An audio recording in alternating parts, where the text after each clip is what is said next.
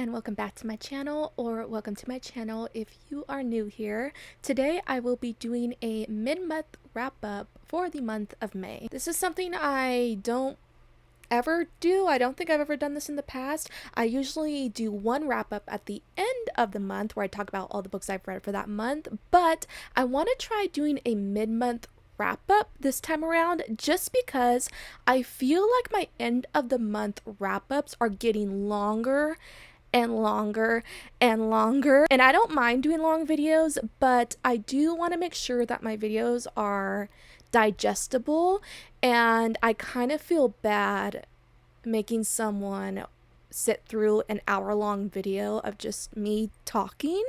I feel like that's just like too much information being given at once. So I think if I start doing like mid-month wrap-ups, it'll make sure that these videos are a little shorter and easier to digest. I haven't gotten any complaints on this, but it's just something that I've been thinking about. Like, I'm just always trying to make my videos better, so we're gonna try it this way. And I feel like I've been reading a lot lately that I can do like mid-month wrap-ups, because this month I have already read 4 books, and as I'm filming this, it is the 14th. That is a lot of books to have read in like only 14 days. Like, I'm really proud of myself for that. So I still have quite a bit of books to talk about. Along with these 4 books, I do have one book that I did DNF, so we're going to talk about that one briefly. And the first book that I attempted to read this month, and the book that I DNF'd this month, is We Were Liars by E. Lockhart.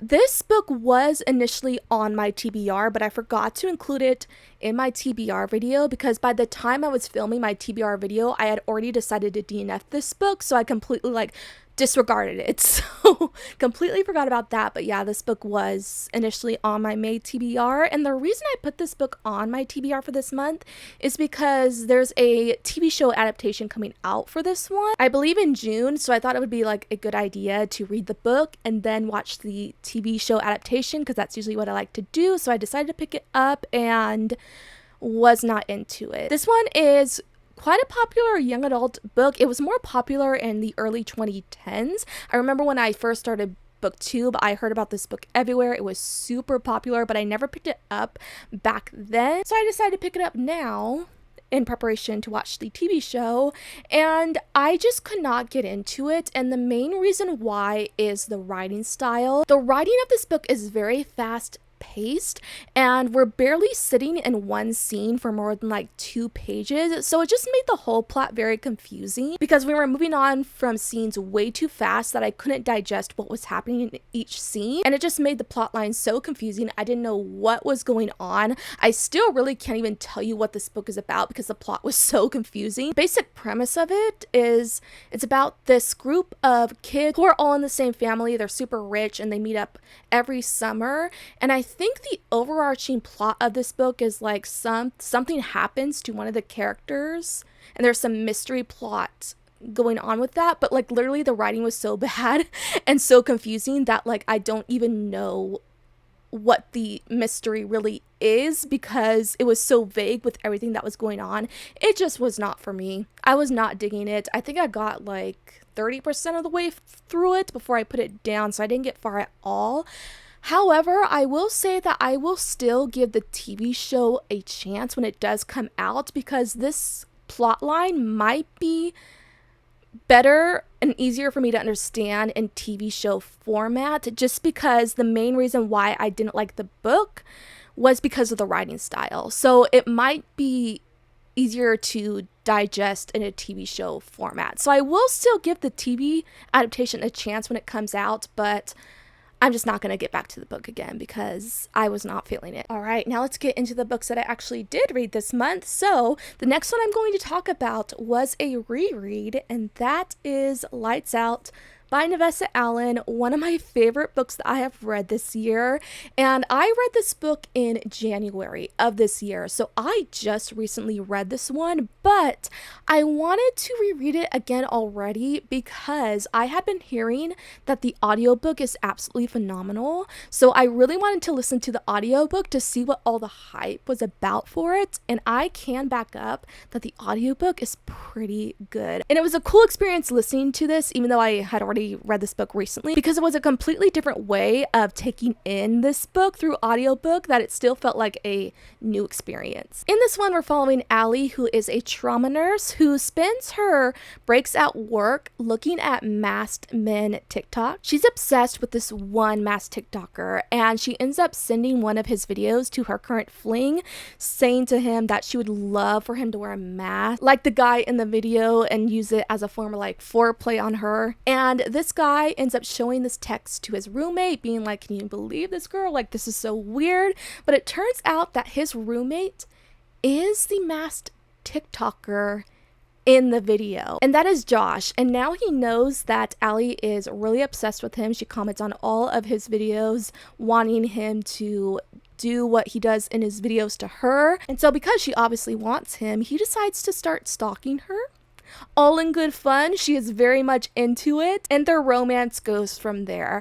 I won't go on and on about my feelings for this book because I've already talked about it in length several times, but I do really love this one. I love the characters. I love Josh and Allie's dynamic so much. It's so fun and so playful and caring and loving. I just love everything about this book. So you definitely have to pick it up if you haven't yet. It is hyped for very good reason. I still see this book everywhere. So many people love it. I'm so glad there's so many readers who love this book because it is absolutely amazing. So definitely pick it up if it sounds like something you'd be interested in. And of course, I still gave it 5 out of 5 stars upon reread. Next, I read a book that completely surprised me in the best way. This book was not initially on my TBR for this month, but I was at a bookstore and I saw it, and it was a book that I had seen before and I had been curious about. And so I picked it up, and because it was a new recent purchase, I felt like I should read it right away because I just bought it. And so I spontaneously added it onto my TBR this month. That book is Kiss of the Basilisk by Lindsay Straube. I did not know what I was getting into before starting this book. I thought it was just going to be like your typical romantasy, of course, with some smut in it, of course. Like, I could understand that because most romantasies have a lot of spice in it nowadays, but I did not expect the amount of spice that was in this book. This is one of the spiciest books that I have ever read. It is right up there next to Den of Vipers. Like, it is so flippin' spicy, but I was digging it. Okay, so let's talk about it. So this follows Tem, who is in a competition to marry the prince. To do so, she has to take lessons in seduction by a basilisk named Caspin. But during her lessons with Caspin, they start to blur the lines between keeping it professional and emotionally giving in to each other. At the same time, she's starting to build a connection to Prince Leo that is starting to really matter to her. And this whole plot is basically The Bachelor, but rather than the guy basing his decision on his wife off of love, he's basing it on who he thinks would be good in bed. So it's very interesting. Like I said, I did not know what I was getting into before starting this book, but I was not mad. There was smut in pretty much every other chapter, and usually that would be way too much for me. As much as I love spice, if there's too much smut, it can kind of override the plot, and I am not for that. I read books more for the plot than the spice. So if there's too much, I'm like, okay, let's back off a bit. But in this case, the amount of spice worked because the spice is part of the plot. This whole plot is the prince choosing a wife based off of her skills on seduction, so that's why the spice works. But also the characters develop with every single spice scene, and so those scenes felt purposeful for that reason. I was hooked during every single one of those scenes, and I just loved how off the wall they were. In one of these scenes, there was like one of the funniest quotes I have ever read in my entire life. I am going to have to explain it because it absolutely gagged me. So there's this scene where Caspin and Tem had just done it, and Tem realizes that his man juice has kind of like a different look to it. It has kind of like pearls in it because he's a basilisk, so it's a little different, I guess. It's super weird. But she tells him that it looks so beautiful, and he responds with, "Just like you." Like, I could not believe what I was reading. Like, did he really just say that she is as beautiful as his man juice? That's what I mean when there's just so many off the wall moments during these scenes where it's just unhinged. It is absolutely unhinged. It was hilarious. I really loved watching Tem's development regarding her sexuality. She starts off as a virgin, which I really liked because I haven't read through the perspective of a virgin in a really long time. And so because she starts off as a virgin, you really get to see her come into her sexuality, and that causes a lot of character development, and I really enjoyed that. And I really love that one of the main reasons why she wanted to enter this competition was just because she really wanted to get laid. I'm like, girl, that is so valid. I completely understand. I'm gonna be one of those ones who is like, you know what? You're right. Like, go for it. Just go for it. I was rooting for her. She really feels like a late bloomer because she's the last out of all her peers to have sex, and I really felt her frustration with that. As someone like myself who is always been a late bloomer in other aspects, I know that that can make you feel like there's something wrong with you when you're constantly comparing yourself to others, so I could completely understand where she was coming from. She's an underdog who has never felt valued because she's faced a lot of bullying. So when she has these two princes worshiping her, I was rooting for her so much because she deserved all of that love. Love triangles used to be very annoying to me because they were so redundant in like the late 2000s, early 2010. But because I haven't read a love triangle in a really long time, this was actually quite refreshing. I was all for her and Caspian because we follow their relationship and romance for the majority of the book. But once her relationship with Leo really got going, I jumped ship so quickly. I actually didn't like Leo at first because he comes off really arrogant, but he surprised me with how genuine he actually is. And I love how Leo and Tem have a very equal dynamic, whereas Caspian holds a lot of power over her, which I'm not a big fan of, so I am definitely on Team Leo. This is my one issue that I did have with this book. There is a twist in here, and it was predictable. I saw it coming really early on, which is fine. Most of the times I don't mind when I can predict a twist because that just makes me feel really smart. But the problem I had is that I found it very unrealistic that Tem wasn't catching on to what the twist was, because the twist has to do with her, and she was just completely oblivious to what was going on. And she's not a stupid girl at all, so I don't understand how she did not catch this. It just felt very unbelievable to me. Other than that, I really enjoyed everything else about this book. I do also want to add that yes, Caspian is a basilisk, which means he can turn into a snake, but he also has a human form, so don't go into this being afraid that you're going to be watching a snake doing sexy stuff with a human, because that is not the case. Like, he has a human form. Also, if you are like a heavy smut reader, you may think you have seen it all, but wait. If you read this book, wait until you get to the ritual scene. I was gagged. I could not believe what was happening. I was like, what the fuck am I reading? It'll leave you speechless. That's all I'll say. So yeah, I give this one 4 out of 5 stars. I will definitely be reading the sequel when it comes out. I believe it's coming out later this year. That's what I've heard. I cannot wait for it. Next, I picked up Where's Molly by H.D. Carlton, and this is a spin-off book to her cat and mouse duet. I really enjoyed Haunting Adeline, so I was all for reading more books that had to do with this world. And Molly was a character that was introduced in the sequel Hunting Adeline, and I was very curious about her. So I was very much excited to read this one, and my feelings on it are just kind of like, it was fine. So let's talk about it. So like I said, this follows Molly, and we're getting glimpses of her past where she is escaping human trafficking, and the present where she is in charge of disposing of the dead bodies of criminals by feeding them to her pigs. Cage gets assigned to delivering the bodies to her, and he actually helped Molly erase her identity after she got out of human trafficking. And at that time, they had a one-night stand, and so they're meeting 9 years later and rekindling their relationship. Like I said, I was very interested in reading this book because I liked the little glimpses that we got of Molly in the original duet through her journal entries, so I wanted to know more about her. The first few pages of this had me on the verge of tears because Molly's life is so sad. Her parents abuse her, and she's the only one taking care of her newborn sister, so she has a lot on her plate for her age, and I really just loved her character and how much she persevered. Now, this is going to sound crazy coming from me, knowing how I am, but I actually wished this book didn't have a romance. Which is, like I said, crazy coming from me because I'm a huge fan of romances in books.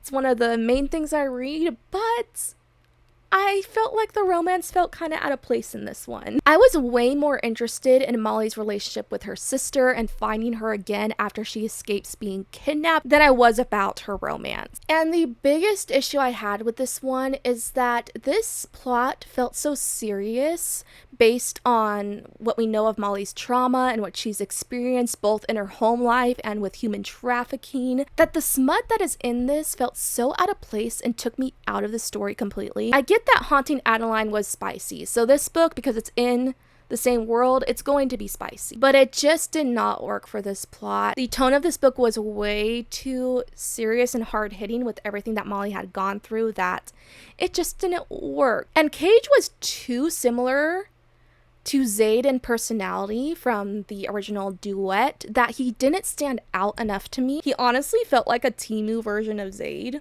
That's the first thing I thought of, like an off-brand version of Zaid. He's just as brooding and mysterious as Zaid, and I wish he had more of like a different personality to make him stand out more. So yeah, this one was just fine. I liked it for Molly, but the romance didn't sell me, and I wanted to focus more on her personal relationship with her sister. I did really love the epilogue where she meets Adeline and Zaid, where Adeline finally gets to thank Molly for her journals entries giving her strength. That was probably one of the best parts about this book. I really did enjoy that. So this one I just gave 3 out of 5 stars. It was just okay. It was quite short. It's only a little over 200 pages, so it was really easy to get through. So I did really like that as well. Next, I reread another book this month, and this book was not initially on my TBR.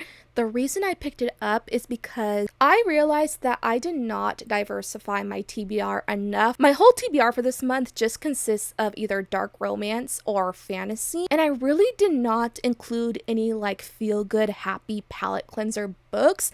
My whole TBR for this month is just like dark books. And after finishing Where's Molly, because that book is quite dark, I really wanted to read something just a little more lighthearted, so I decided to pick up a book that I had read in the past that I remember being pretty lighthearted, and that is Frigid by Jennifer L. Armentrout. And I actually have the self-published version of this book, which I don't own a lot of self-pub books that have now been traditionally published, so I don't know, this feels kind of valuable because I don't believe you can get this edition anymore. The last time I read this book was in 2018, so it had been quite a while since I read this one, and because I remember enjoying it quite a bit, I thought, you know what, let me pick it up again. And I actually lowered my rating for this one.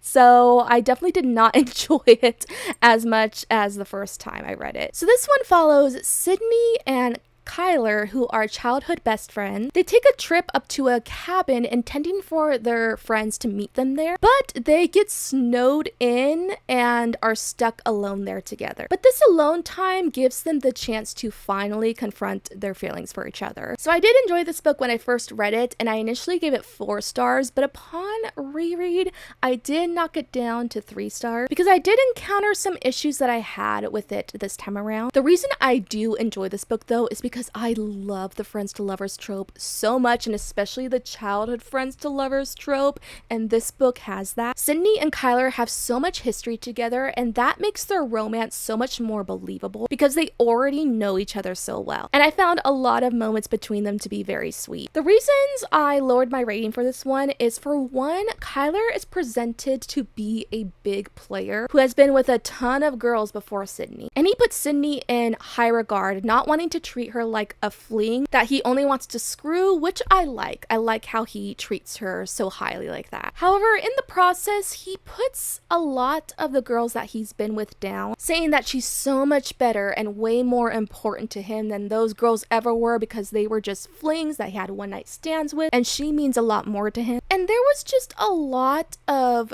slut shaming implications there that I did not like. I did not like that he put down other girls in order to build Sydney up. It just felt very gross to me. And Kyler is shown to be a very nice guy, so that just felt really out of character for him. Secondly, why I lowered my rating is that I feel like this writing is not JLA's best work. A lot of the language used in this is very outdated, and I came across a lot of grammar and continuity errors in this one, and this is the self-published edition of this book, so that kind of makes sense, even though I feel like if you are self-publishing a book, you should still hire an editor. I think that's very, very important. I'm pretty sure, I'm most likely sure that the traditionally published version of this book is probably better edited, and so it probably is way easier to read, but because there were so many grammar errors in this edition, it did take me out of what was going on most of the time. So yeah, I'm very, very sad that I lowered my rating for this book. I definitely just did not enjoy it as much the second time around, but I mean, I guess that's pretty normal. Feelings on books can change, like that happens, and unfortunately it happened with this one, but I still enjoy this one.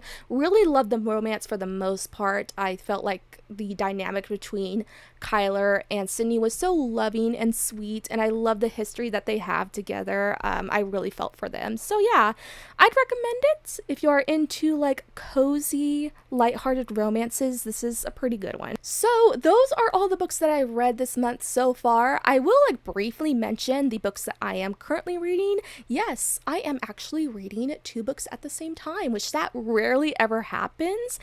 But the reason why that's happening right now is because I have been reading a book that I'm just not enjoying it. I should almost DNF it, but I decided to like put it down for now just so I can hopefully read another book that I will enjoy more, because I want to enjoy reading. So I'm like, let me just pick up another book that I think I'll enjoy, so that way this isn't feeling like a chore reading this book that I am not enjoying. So the book that I am not liking at all right now is The Ritual by, I think this is by Chantel Tessier. This book is so bad, y'all. I feel like I've been lied to. Why is this book so highly rated? I do not understand. It is absolutely atrocious. I really should DNF it, but I want to read the whole thing in order to form like a clear opinion on it, and I'm already over halfway through it, so I'm going to push through, but I have a very strong feeling that this will be a 1-star rating for me.